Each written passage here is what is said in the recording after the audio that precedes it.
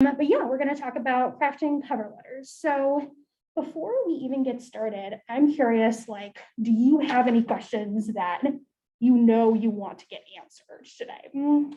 No, not necessarily. Just more wanting like general info. Yeah, I don't know how to Start. at all. Yeah, I hear you. Have you ever had to before? No. Okay, that is totally fine. Then this is like the perfect workshop for you because I walk us through all the different steps. So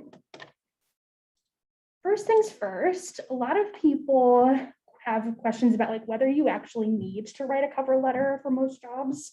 And unfortunately, the answer is like, yeah, you kind of do. The only exceptions I would say is if a job posting specifically says no cover letter, or if they say only include your resume. In that case, you won't need to write one. But if they don't specify, or like they leave it as like an option, or there's like an area to just upload extra documents, you should submit a letter. Because even though it's listed as an option, it's not really optional. They're kind of looking for it. So safer to include it than to not. And then we're going to kind of talk about like the technicalities of formatting a cover letter. So you want to have a similar header as whatever your resume looks like. So I can pull up a couple of examples. Do you have a resume that you've created? You don't have to have it on you, but I'm just curious if you made one. I have one, but I probably haven't updated it since like after senior year. That is okay. So I'll give an example by pulling up the Career Center's. This is called a resume guide, but it's honestly much more than that. I love this guide that they have. As you can see, it's like 70 pages long. Yeah. So I'm gonna scroll through. So here are some sample resumes, and you can see at the very top, they have this header, right? It can be formatted in different ways, but usually has your name and then contact information. As you can see, there's a few different ways to organize it. Some of this is up to just like personal taste, personal style. Some of it's up to like what takes up the least amount of room on the page. Like this one, that's like 4 full lines, right? Whereas these, or this one is only 2. So anyway, having a header, you can use that exact same header in your cover letter so that your resume and your cover letter match essentially.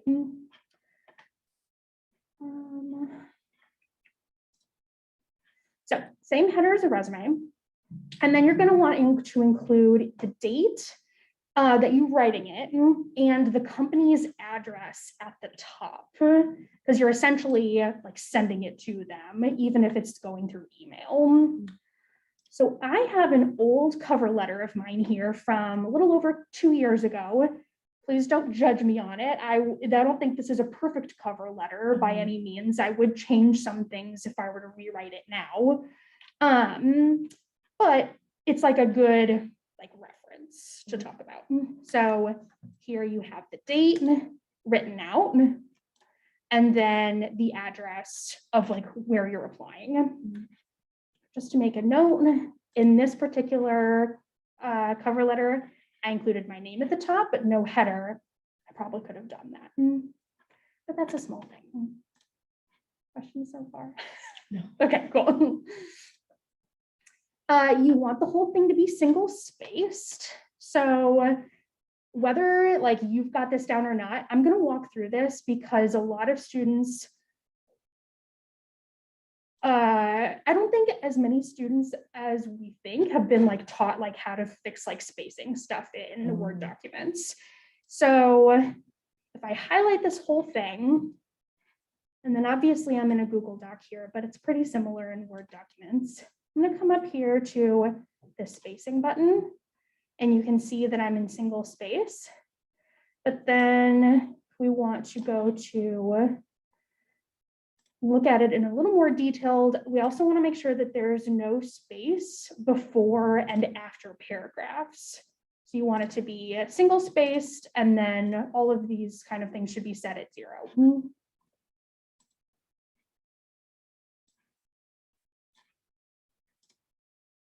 Then it looks like this. Part of the reason for that is because you should probably stick to like 1 page max for a cover letter. And this kind of allows you to like fit more in. So single spaced, you hit enter between paragraphs, 1 page max, pretty standard stuff, 1-inch margins. You don't really want to go smaller than an 11-point font because past that, you just get into like readability issues of it being too small or it looks like really cramped. And then just make sure you're choosing a legible font. It doesn't have to be Times, but it could be Times New Roman, Calibri, Arial, just as long as it's not like a distracting font, then you should be good to go there. Questions about formatting? No. Okay. So then we kind of get into addressing who your reader is going to be, right? Obviously, ideally, your reader is going to be like a hiring manager, whoever's running that part of the company or whatever. So you want to address it to a person. It can be really, really tempting to address it to like to whom it may concern, but that's not super ideal because it's not specific. And you kind of want to show that like you've put in a little more effort of like figuring out who is going to be hopefully reading this. So you want to try and find a hiring manager's specific name. And I have an example pulled up here for us. So this is just through the K-State Careers website where we can see like all the different K-State job openings right now. This is not Handshake. This is through like the official careers like website. So not, some of them are student jobs, but most of the student jobs listed on here are like research positions, not as much like just typical on-campus jobs, that type of stuff that you can find on Handshake. So here I've just pulled up a pretty basic research assistant job that's open right now. It's for the biology department. It gives us a paragraph kind of telling us about the role, why you would want to join. So it talks about what the Division of Bio is doing, and then kind of gives you some basic info on benefits, supporting diversity inclusion, and then you get into the requirements. So minimum requirements here is just having a Bachelor of Science or a Bachelor of Arts. Pretty general stuff. They also list preferred qualifications. So if you have experience or skills listed here, that's going to put you hopefully at like the top of the application pile. Couple other requirements. These are, one of them's new, one's not. Here, applicants should be authorized to work in the US, but then a new thing is that you need to be vaccinated because of like the federal rule that was just instated. And then of course here we've got how to apply. So they're specifically asking for a cover letter. And then they ask for a curriculum vitae. We're not going to talk about this until spring probably. This is essentially a longer version of a resume. A lot of people are never going to have to worry about one of these. Okay. It's more for like if you're specifically going into higher education. It lists basically like a lot of the stuff you'd have on your resume, plus like if you've published anything or like research you've worked in, relevant coursework, stuff like that. And then contact info. Anyway, typical job posting. Nice thing about this is that it actually includes the salary range. I hate it when job positions like don't tell you what you can expect salary wise, so that's nice. This is a part-time job, so that's why it's a little low. Okay, so we're looking for who would we address our cover letter to, right? Take a look at this very first paragraph and see if you can find it.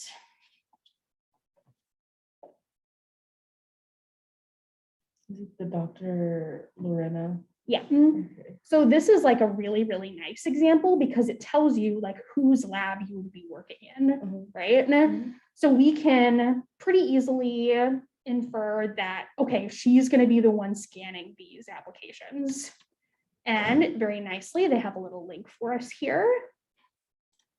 You can actually go to like her employee page in the division of bio, gives you some idea of like her as a researcher, her contact info, that kind of stuff. Also importantly, tells us that she has a PhD. So you don't want to, once you found a person's name, you don't want to just assume their title if none is given to you, right? I would usually recommend like not putting in Mrs., Ms., Mr. I put Signora in there too. Only include doctor if you know they have a PhD. Now we do know that she has one, so we would probably address it like your doctor, and then I don't remember her full last name, but it started with a P. Yeah, exactly. And then we put a colon.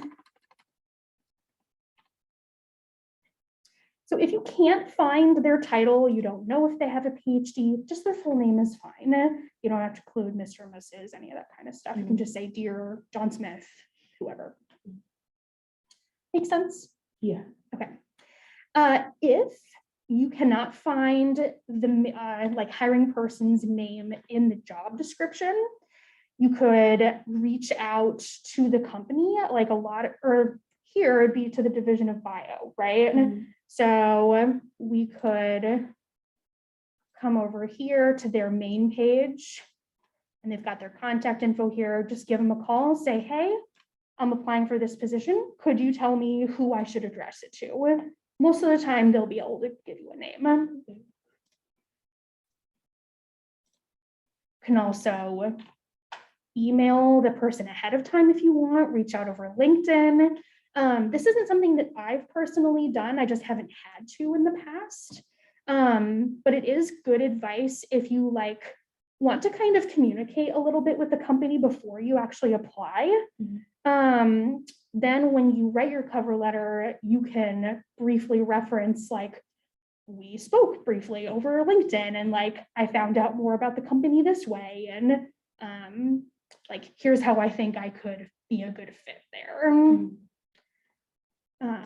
Yeah, so that's just kind of some general info about like who to address it to. Questions? Is LinkedIn like very popularly used in? Yes and no. Depends on the field. Okay. I have not had to use it extensively, but I know that a lot of people do. So it kind of depends. I think there's nothing wrong with checking and like having a basic page, but I also don't think that you need to be like obsessively like checking it and that kind of stuff. I certainly don't, but I don't think it's also a huge deal in like my work field. Okay. So. People have been like saying it like, yeah. Oh, add me on LinkedIn. And I'm like, I don't know what that is. Oh, okay, gotcha. So then we can pull that up. I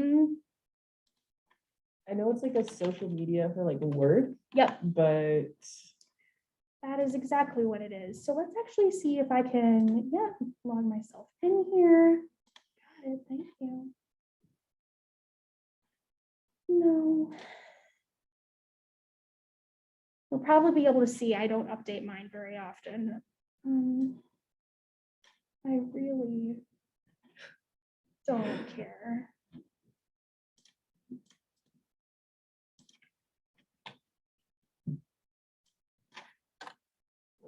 Seriously? Maybe you press the back button. Thank you. Okay, obviously I don't check mine a ton. I've got some notifications here. None of them are going to be super important, but page kind of like lets me introduce myself, like what my current job is. And then I list like what my experience is, stuff like that. So it can be helpful. It's essentially like a social media version of your resume. That can be nice. Yeah. I also, you can like have connections with people. So it's kind of like internet networking. Mhm. A lot of my networks are probably gonna be, yeah, people I went to graduate school with, stuff like that. Mhm. Anyway, so this is LinkedIn. Mhm. You can search for jobs on it. I believe that there's a way for you to like adjust your settings to say that like you're looking for a job so that employers can also like look for you, potentially reach out.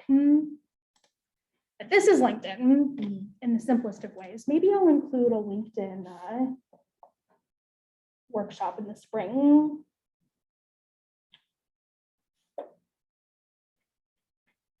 But let's say I wanted to find Lorena Passarelli, right? Let's see if I can look her up here. I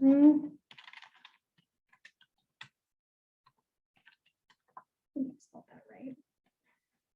Okay, so first of all, Ooh, good that job. This job came pops up. up, right? So that's interesting to see. Okay. Well, let's see if I can find.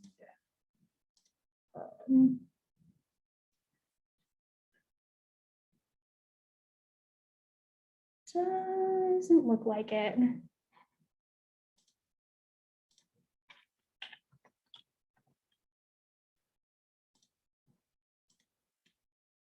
But that's okay. Anyway, you can search for people here, shoot them a message, that kind of stuff. Does that answer your question? Yeah. Okay. Cool. Anything else about who to address and how? So then I kind of wanted to briefly talk about the style of how to write a cover letter before we get into like how to structure specific paragraphs. So in general, you're going to want to research the job and then like whatever company, university, design house, right? Like wherever it is that you're thinking of working. So we're looking for keywords and then like, what's their mission? Like, what's their goal? And kind of thinking about like, how could you contribute to that?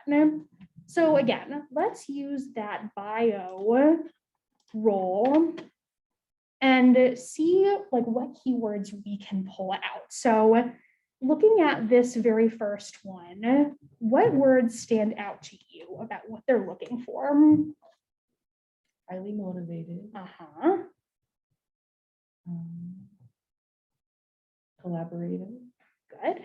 Managing.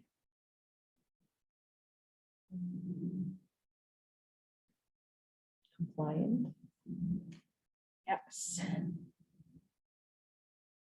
Not always a requirement for a job, but I'm guessing when you're talking about lab safety and rules and stuff like that, compliance would be important. Yeah. Yep. Anything else?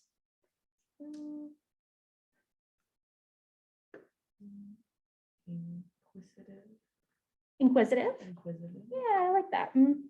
Okay, let's just start with those. We don't have to talk about every single one. So, motivated.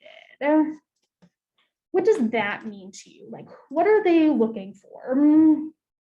Someone who's like excited and wants to do the job. Yep. I would also say probably someone who can kind of like manage themselves, right? Like they don't need someone standing over their shoulder telling them to do the work.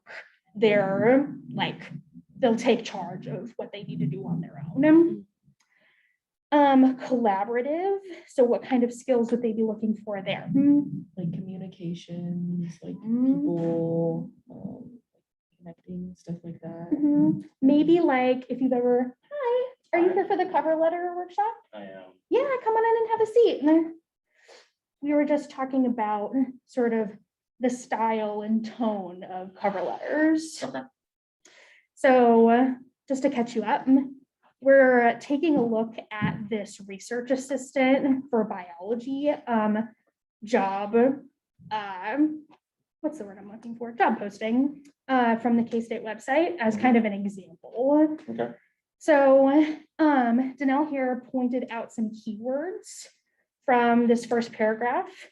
Ones she picked out that seem important to the role are motivated, collaborative, managing, compliant, and inquisitive. So we're kind of talking through what they might be looking for through those keywords. Okay. So for collaborative, you are saying good communication skills, stuff like that. And what else? What they might be looking for if they include the word collaboration. Group project experience. Yeah, that's great. No, you're okay. Maybe like general teamwork. Like if you've worked, this is a research position, right? So if they worked in a lab before where they've had to work as part of a team, that would be a great thing to highlight. What about the word managing? Organizational skills. Anything else? Leadership experience. Mhm. Or managing experience. Yep. Yeah, it might mean that like you're going to be supervising people. Mhm. Yep, that kind of stuff. Compliant or compliance. I think we were just saying it's important to note the context for this one because it's a research position for bio. So why is compliance important? Because of like the safety issues, like you want to follow Yeah. lab regulations. Yeah. Mhm. Absolutely. And then inquisitive. And I love that you pointed out this word. What are they looking for there? Those who want to learn. Yeah. I think this kind of matches up well with motivated, right? And someone who's excited to be there and like is curious, like wants to dig deeper, go further, and not just sort of like stop when they feel like they've gotten a good enough answer, right? Cool. So we're talking about paying attention to keywords. You can then kind of mirror some of that language in your own cover letter. So if you are pulling out some of these keywords, you can actually use them in your cover letter to show like, hey, I paid attention to what you're looking for, and here's how I can provide that exact thing, right? What is their mission? So let's see what they got here. Research assistant. Just lots of research stuff, but I think it might help if we go back to her. This is the doctor who leads this lab, so we were kind of looking at her profile as well. So if her research focus is about molecular biology, pathogenesis, not 100% what that means. I could probably take a guess at it, but I'm not going to. Thinking about viruses, lots of virus stuff. Cool. So just using this as like a hypothetical example, right? If this is her mission to really dig into this kind of stuff, let's pretend, I'm sorry, I didn't ask you what your name is. Drum. Jerome, nice to meet Nice to meet you. What's your major? Mechanical engineer. Okay, so a little bit closer. Danelle is in fashion studies and business. So let's have you guys pretend for a moment that you're bio majors. How could you say that like you're going to help with her mission?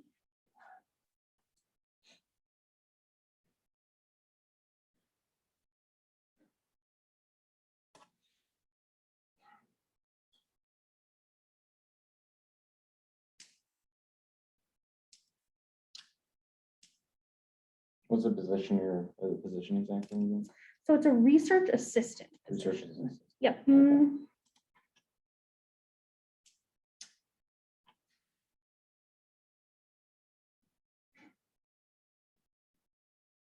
coming up with a blank, I'm not sure. how That's to okay. Summarize that one. No, that's all right. Yeah, Any ideas? Again, this is tricky because both of you are not going to have like experience under your belt that this position is looking for, right? So it might be harder to think of like a hypothetical.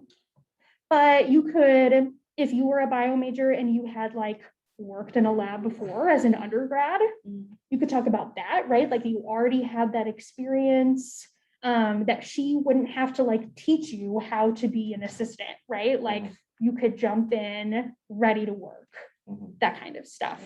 There's a whole bunch of ways that you could answer this kind of question, but I think the important thing is to consider the question. What is that job's mission, that company's mission, and then how can you meet it?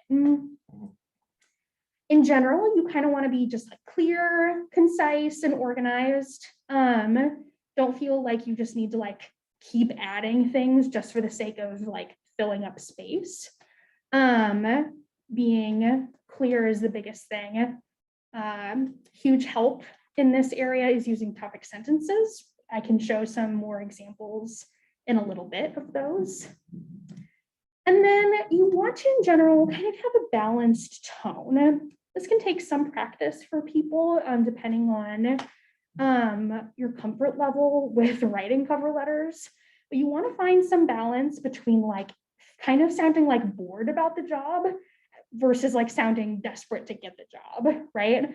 They want you to be excited and really interested in the job without making it sound like I have to give this, please, like please give me the job, right? And then again, a balance between like kind of being shy when talking about yourself, but then also you don't want to come across as like a narcissist, right? You want to advocate for yourself, say, here are the things that I've done, here's why I think this would make me a good fit, without sounding like I'm the only person who could ever fill this role and you would be an idiot if you didn't hire me, right? Sounds like obvious stuff, but just good stuff to keep in mind. Any questions before we go on to talking about specific sections of the cover letter?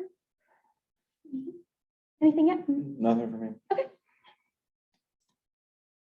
So your opening lines should be a pretty short paragraph, and you want to start out strong. So who you are and what you can offer, you want to say that right off the bat.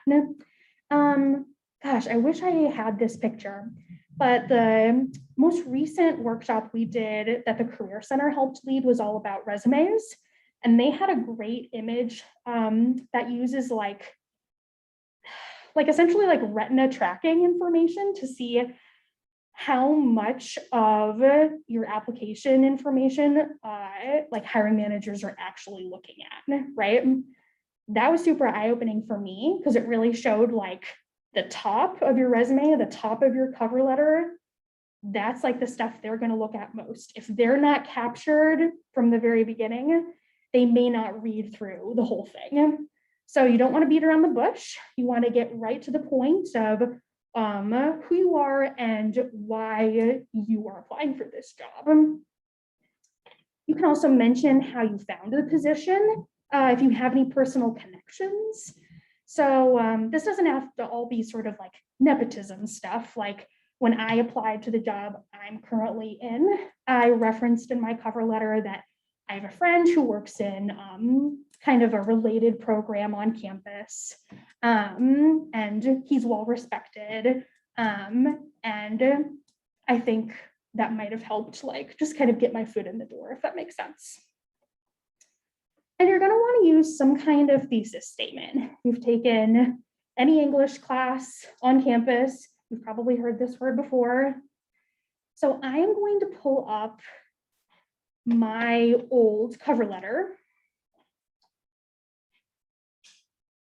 So I was kind of looking back through this as I was prepping for this workshop, picked out some things that I think are still working well and some things that I would have go back and change if I were to rewrite this today.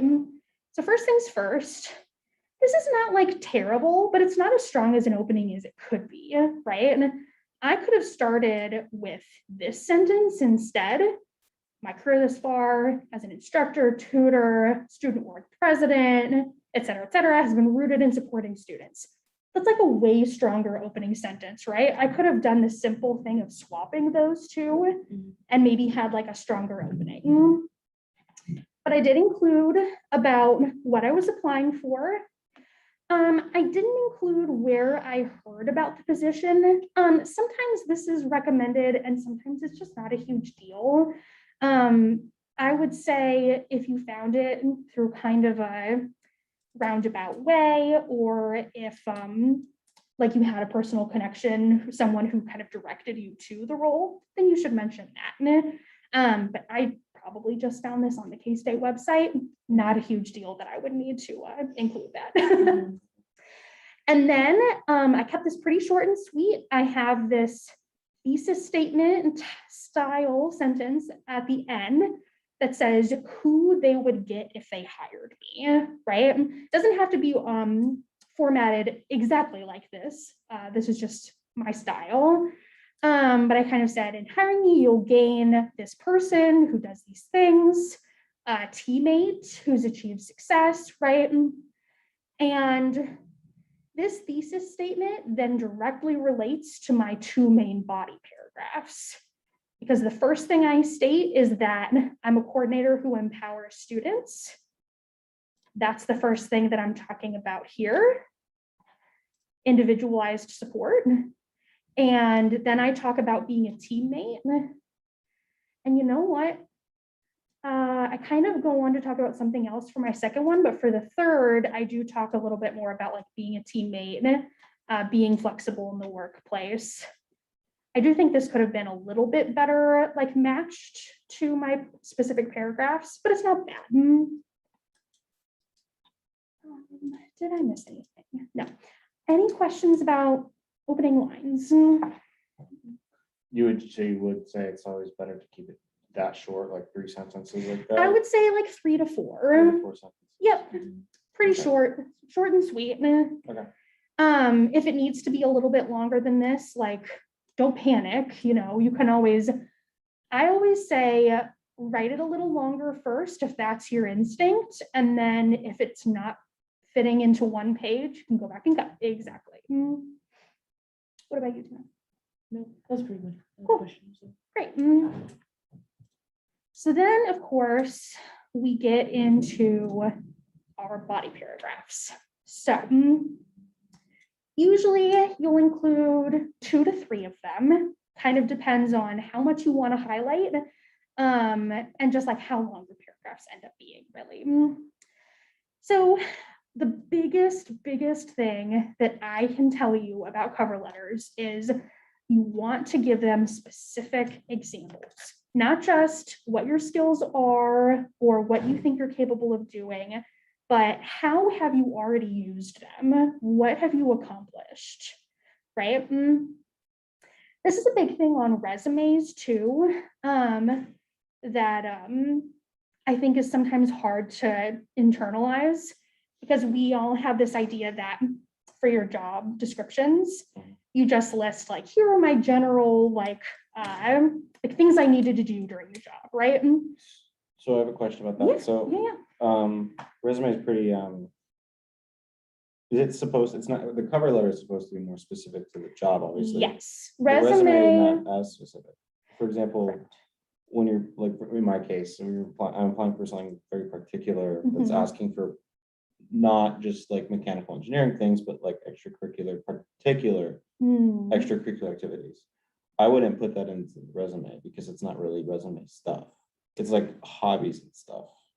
Can you give me like, can Like you explain what in it this would case, be? it's a automotive position. Oh, yeah. And so they want like someone who's like interested in the automotive, like does hobbies, like, you know, Right. like building your own engine would be something that they would care about. Yeah. You wouldn't put in your resume, rebuilt a Toyota Prius. No, I would engine include that. in a resume. Mhm. Okay. Yeah, absolutely. Just because it's not like official experience that you got paid for doesn't mean that it's not something you could apply to that job, right? So you tailor for the resume just as much as the cover letter. Yeah, unfortunately. Okay. Just okay. I think it's That- good to have a base resume and then kind of, you know, take things in and out slightly depending on the job. Okay. Like for you, for that particular job, yes, I Okay. would include like your hands-on car experience. Okay. That would be crucial. But then in the cover letter, you can go into more detail about that, right? You have the space to really like explain like what drives you to that, Okay. pun not intended, Yeah. and how you see that fitting with their company, right? Okay. Does that make sense? Yeah. Cool. Great question. But yeah, you really want to think about like not just what skills do you have, but how have you used them, and give them examples. You want to then focus on the future. So not just how have you used those skills, but how could you translate those to the requirements for the job you're applying for? So basically you're wanting to prove I've done this here and here's how I would do it for you guys. Mhm. And then of course, there's always the question of bullet points or no bullet points. I almost never do, but if I'm being totally honest, I think it's just because I don't know if I have a great grasp on how to use bullet points in cover letters still. I've never really had to. You may want to ask someone who works in your current field or in the field that you're hoping to work in, because some fields want it to be even more concise, really just like, here are some bullet points. I guess for me, I always worry that it's just going to look like another resume. So that's why I've shied away from them. But it's never a bad thing to ask. Like I think sometimes in the business world, that's not a bad thing to use. But again, I would ask, and I don't think there's necessarily a right or wrong answer. I would say if you're going to use them, it should be info that really grabs their attention, like crucial information that you're trying to highlight. Like we said, when you're making multiple cover letters, right, because you're applying to a bunch of places, it could be a way to easily customize them, include like different bullet points for different jobs, stuff like that. But like I said, you don't want to just copy them from your resume. It should still be its own document. So here I had my body paragraphs, had kind of topic sentences at the beginning that introduced like what I was going to talk about in the rest of the paragraph, highlighting my experience and then what I could bring to the position or what I've learned.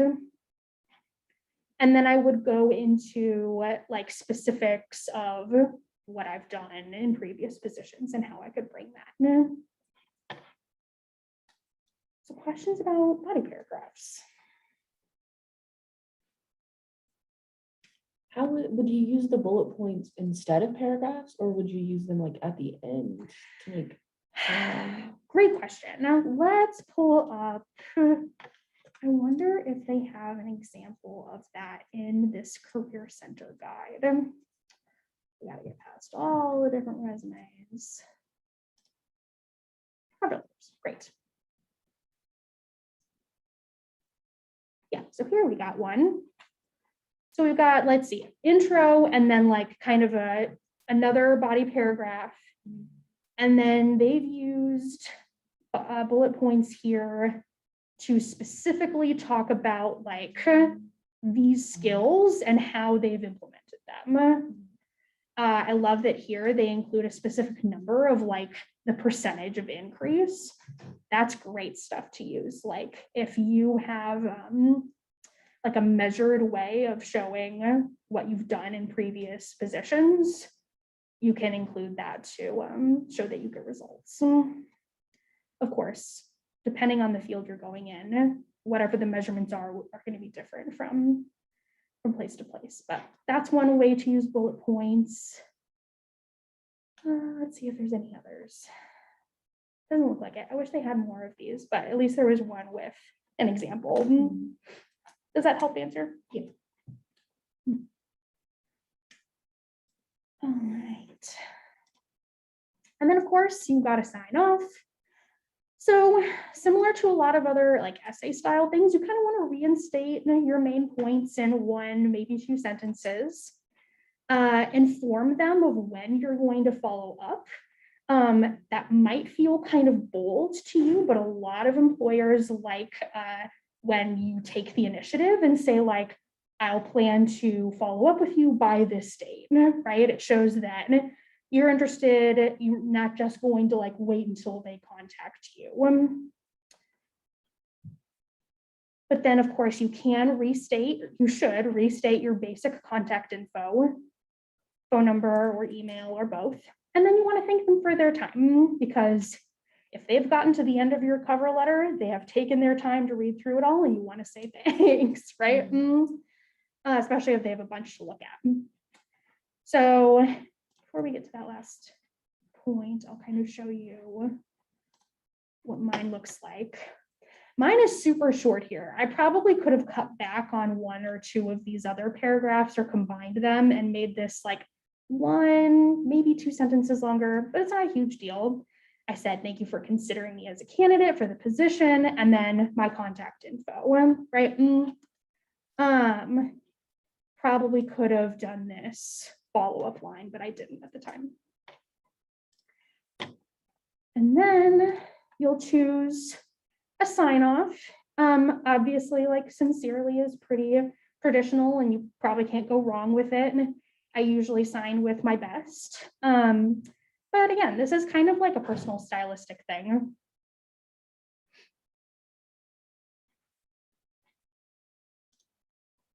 And then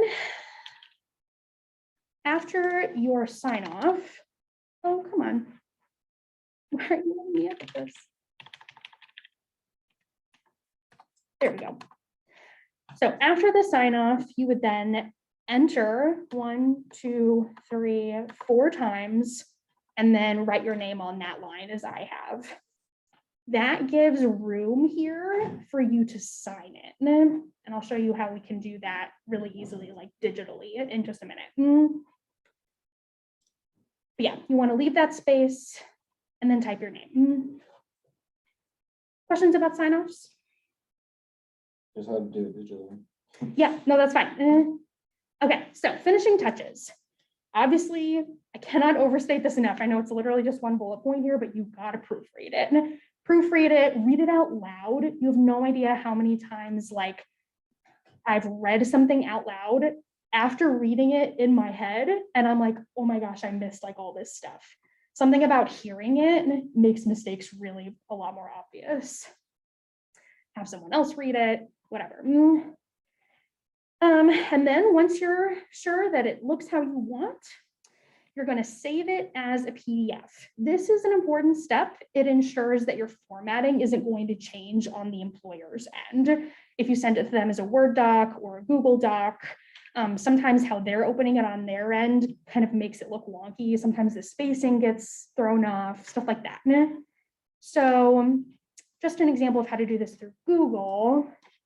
I'm going to go up here to File and download it as a PDF. There we go. Open that up. And actually, I want to open it not through the browser, but through my downloads. No. Oh, okay, good. It's giving me more options here. It's probably because PDF Reader isn't downloaded onto this computer for some reason. But still, here we've got some options. Do we have an option for signing it? No. Okay, this is a bummer. Hi. Hello. What are you here for? We have the Nakata webinar at 1. Okay, I will be out in the next 10 minutes. Perfect. Thanks. Dang, now I'm mad. Okay, so here's the thing. If you have like Adobe Reader, just the free version downloaded onto your computer, it'll open it through that. And there's usually an option at the very top to sign. You can literally type your name in and it like makes it look like a fancy cursive thing. And then you literally like place it right there. Okay. And then you can use that saved version. Does that make sense? I'm sorry I couldn't demo that. Dang did not think about it. If you're having trouble figuring that out, simple Google like search about how to do it. We'll get you there. It's not a hard thing to do. Would it be better to like have like a font for your signature or like a handwritten one? That is a great question. Is it just a style? I think it's kind of a style thing. So I've done it two ways. I've done it where I have just Adobe like kind of put it into a very basic cursive. They have like just a few options for how your name can look. But I've also done where I signed my name on a piece of paper, scanned it into my computer, made it an image, and then placed that at the bottom. In my opinion, I might be off here, but to me, that's just kind of too fiddly. And I don't think it makes that big of a difference. Like, as long as you've got a name signed, it does not have to be your actual handwritten signature.